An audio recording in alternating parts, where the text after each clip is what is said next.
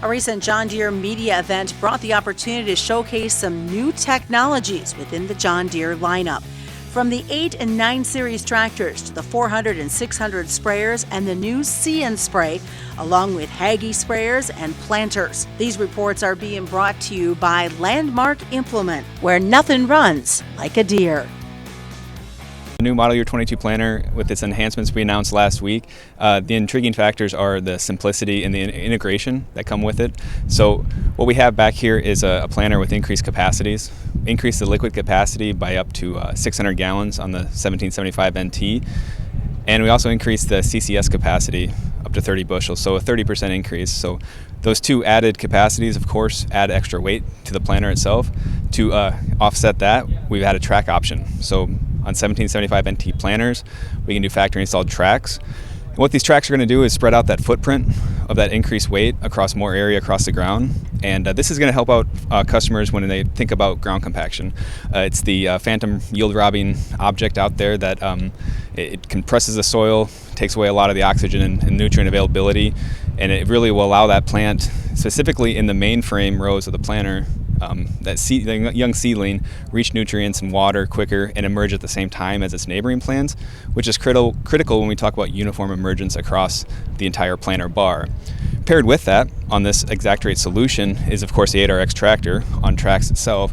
So we really have a light footprint as it's going across the field to reduce the amount of compaction on that. Tracks will fit a varying degree of geographies for a lot of reasons. Increased flotation, I mentioned the decreased compaction, and sometimes the better traction through a turn was what you realize out of a track given the 4 positive drive track systems. Tracks on the planter, of course, are related to the increased capacities and really making yourself light as you go across the field, so you have that uniform emergence.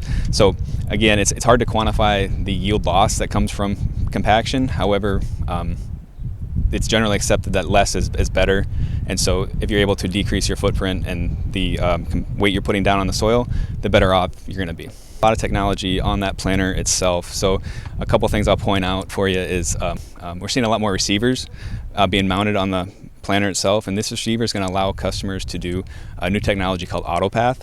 And so AutoPath is going to document the exact row that was planted.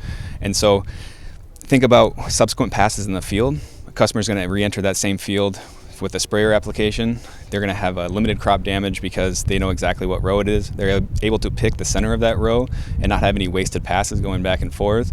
Think about the combine pass where you're trying to count rows and now you're able to find the ideal middle row. That way you're not harvesting that one picket fence row at the end of the field.